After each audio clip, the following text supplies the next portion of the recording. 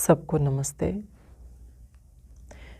परमपिता परमात्मा ने पूरी सृष्टि को यज्ञ की भावना से ही रचा, कल्याण की भावना से ही संसार को बनाया और इस जितने भी पदार्थ बनाए वो सभी यज्ञमय होकर के ही पूरी सृष्टि का, पूरे संसार का संचालन कर रहे हैं।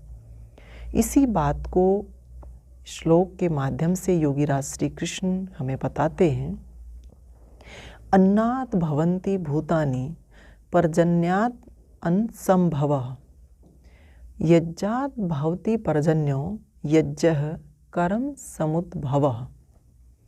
कि अन्न से प्राणी उत्पन्न होते हैं, मेघ से अन्न होता है, मेघ यज्ञ से पैदा होता है, यज्ञ कर्म से उत्पन्न होता है। और इसी प्रसंग में आगे श्लोक में क्या कहा? कर्म ब्रह्मोद्भवम विधि ब्रह्मा अक्षरम समुद्भवम तस्मात् सर्वगतम ब्रह्म नित्यम यज्ञे प्रतिष्ठितम। दो श्लोकों के माध्यम से किस प्रकार से प्रकृति की प्रत्येक वस्तु यज्ञमय होकर के इस पूरे संसार का संचालन कर रही है। कि पहले श्लोक में कि अन्न से प्राणी उत्पन्न होते हैं और मेघ से अन्न पैदा होता है और मेघ यज्ञ से पैदा होता है, यज्ञ कर्म से उत्पन्न होता है। कर्म को ज्ञान से उत्पन्न हुआ ज्ञान और ज्ञान की उत्पत्ति अक्षर अविनाशी परमेश्वर से होती है और यह सर्वव्यापी परमेश्वर सदा यज्ञ में विद्यमान रहता है। ये बात कही गई है। अब आप देखिए कि सारी जितनी भी सृष्टि की वस्तुएं हैं, पदार्थ हैं, वो सब के सब जो है यज्ञ कर रहे हैं। सबसे पहली बात क्या बताई कि अन्न से प्राणी उत्पन्न होते हैं।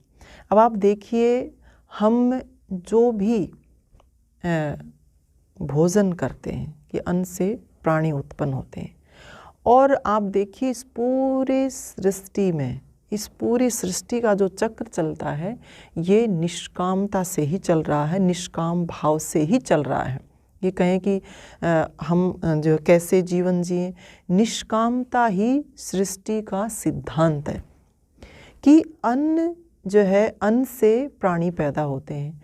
अब हम जो अन्न खाते हैं, अब अगर भोजन से हमारे शरीर का पोषण होता है और शरीर के कितने सारे अंग हैं जो इस शरीर को पचाने का काम करते हैं, यानी एक एक अंग जो है वो पूरी तरह से समर्पित होकर के अपने पूरा कर्तव्य निभाते हुए उसको आगे बढ़ा रहा है।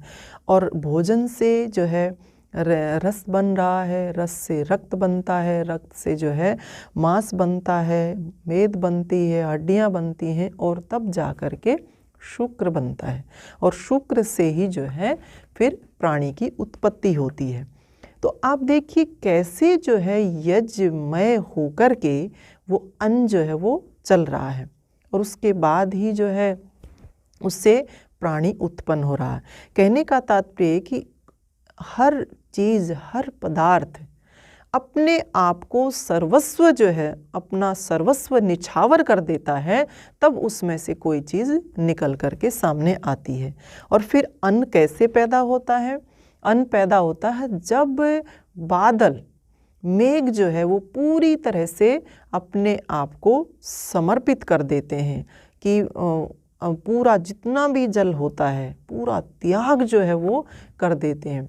और वो जो बादलों का जो त्याग है, अगर वो बादल त्याग नहीं करते तो अन्न की उत्पत्ति नहीं हो सकती। अन्न कैसे पैदा होगा? और फिर जो है बादल कैसे बनते हैं कि समुद्र की, नदियों की जितने भी पानी है वो वाष्प बन कर के जब ऊपर उठता है तभी तो बादल बनता है। अगर वो पानी जो है वो वाष्प ना बनाए, आप देखिए पानी से बादल ना बने तो कैसे बारिश हो सकती है? तो एक एक चीज़ जो है अपने आप को पूरी तरह से आहूत करती हुई जब आगे बढ़ती है तभी तो यज्ञ होता है। और फिर जो है उसके बाद क्या कहा कि यज्ञ किससे पैदा होता है? कि यज्ञ जो है वो कर्म से पैदा होता है, जल बादल जो है वो यज्ञ से पैदा होते हैं, और यज्ञ जो है कर्म से उत्पन्न होता है। और कर्म जो है किससे पैदा होता है? कर्म ज्ञान से उत्पन्न होता है।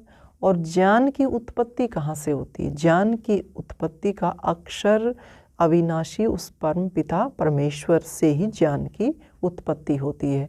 और ये कहा, यह सर्वव्यापी परम पिता परमात्मा यज्ञ में ही विद्यमान रहता है, यानी पूरी तरह से सृष्टि को रचता है तो अपना सर्वस्व जो है वो पूरा निछावर कर देता है।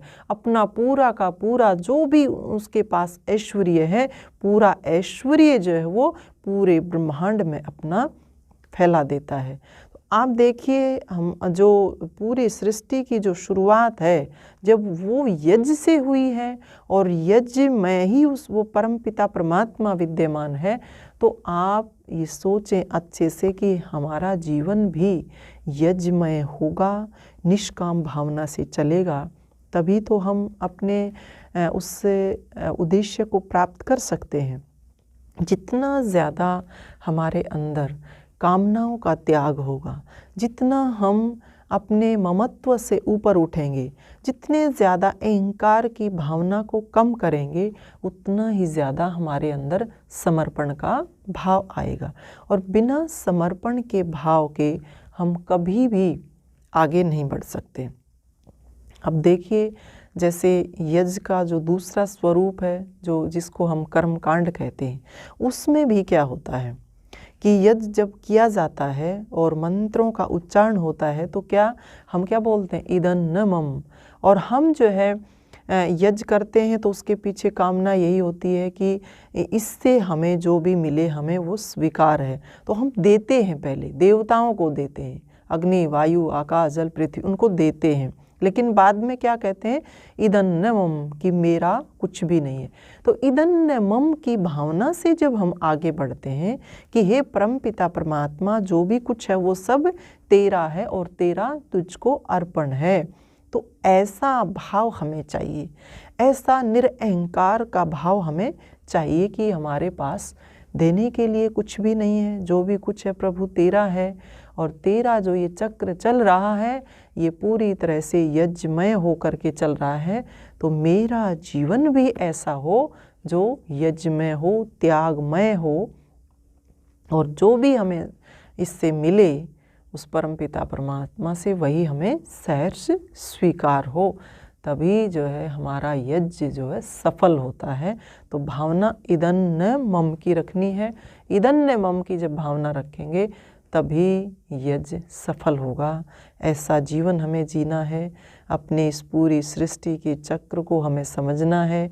प्रत्येक वस्तु जब अपने आप को पूरी तरह से समर्पित कर देती है, किसी कार्य के लिए पूरी तरह से त्याग कर देती है, अपने आप को अर्पण उसका हो जाता है पूरा, तभी जो है वो किसी चीज़ का निर्माण कर सकती है। तो हमें भी अपने जीवन को अच्छा बनाना है, बेहतर बनाना है, श्रेष्ठ बनाना है, और जो है इन बंधनों से छूटना है, तो हमें भी यज्ञ करना है।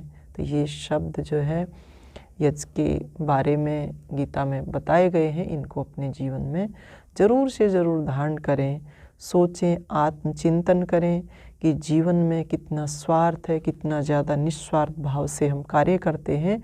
तो जितना ज़्यादा निस्वार्थ भाव हमारे अंदर आता चला जाएगा, दिनों दिन बढ़ता चला जाएगा, उतने ही ज़्यादा हम अपने आप में ही समाहित होते चले जाएंगे। और अपने आप में जाने का मतलब यही होता है कर्म के बंधनों से छूटना। इन्हीं शुभकामनाओं के साथ आप सबका धन्यवाद। सबको नमस्ते।